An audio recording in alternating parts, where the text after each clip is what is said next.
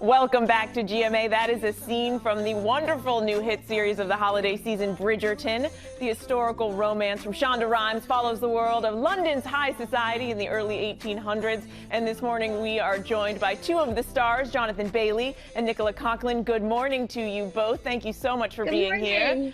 Good morning. Good morning. Now, Jonathan, I'm hoping you can clear something up for us before we really jump into this.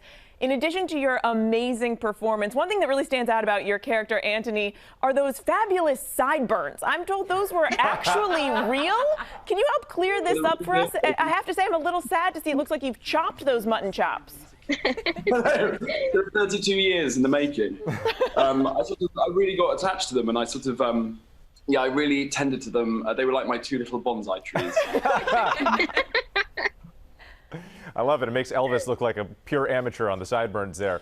Nicola, this question's for you because you posted this incredible video on social media. It's a time-lapse video of you getting the makeup and the hair and everything so you can transform into Penelope Featherington.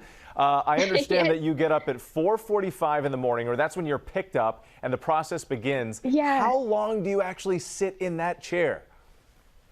It's about 2 hours for me. I mean, I come into set very, very scruffy, so there's a lot of work to be done to transform this into someone who's ready to go to a ball in Regency London. So yeah, about 2 hours. And so, Nicola, costumes play such a big role in the series. A little birdie told me that there may be a funny story involving you and some heels. Oh gosh, so this is a bit of a disaster. Our amazing costume designer, Ella Marajnik, I came into my first fitting and I'm quite tiny, I'm just 5'1". So they sort of looked at me and thought, we need to put you in heels so you're at eye level with everybody else.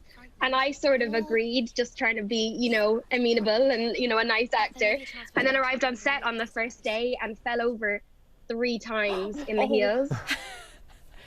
Once was holding a dog and once was holding a parasol, which I fell and stabbed Claudia Jessie, who plays Eloise, right in the hand and drew blood. Oh, no. So they got rid of the heels pretty. That was day one, but they didn't fire me, thank goodness. Well, on a bit of a more serious note, this show really does push the envelope on race and gender, really breaking down a lot of these stereotypes. Were you surprised at the way that the show took on some of these topics, and what has it been like to be a part of all of this? Well, I think after 2020 and a year of massive discussion and conversations about inclusivity and storytelling and making sure things are authentic, I think as an actor you want to work with amazing people, and Shonda Rhimes and Shondaland and Chris Van Dusen, the showrunner, everything they stand for politically is something that you can be incredibly proud of before you even come on set. You can see it in the casting and in the storytelling and the narrative points that they use. So I think, yeah, as an actor, of course you want to play brilliant parts, but there's always an element now that you have to be aware of making sure you're putting the right foot forward. Jonathan, switching gears here, we have to talk about, we talked about the costumes a little bit, but also these lavish balls that seem to happen episode after episode. And I understand that, you know, viewers have been stunned by this, but you yourself even described walking out to some of these like being a member of the Bee Gees walking on stage. Tell us what it's like. But, you know, it was absolutely bizarre. I mean, it's such an amazing world and this sort of fantasy that they set up. And I think the ball sequences took sort of 4 days to film, but just every element of the creative process came together in those moments in filming. But we had an American first AD who was on a god mic. And as we as Bridgertons walked in, we'd go, look at them, they're so hot.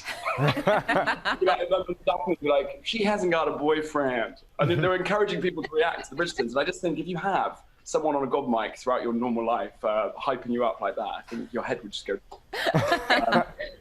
That's where the BG element came in, I think.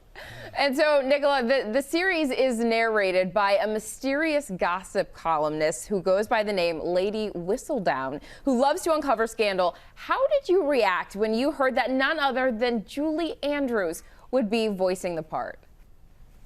Oh, I lost the plot completely. I just burst into tears. I couldn't take it. I was scrolling Instagram in the kitchen very innocuously and saw her picture beside Shondaland, beside Lady Whistledown, and sort of started saying to my mum, it's Julie Andrews! Julie Andrews is Whistledown! I mean, you can't get anyone more iconic than that. It's an amazing thing. We're so lucky. Well, thank you both so much for being here with us. Congratulations on the show's success. Thank you. Selfishly, I hope we will be seeing a season 2 coming up sometime soon. Bridgerton is streaming now on Netflix.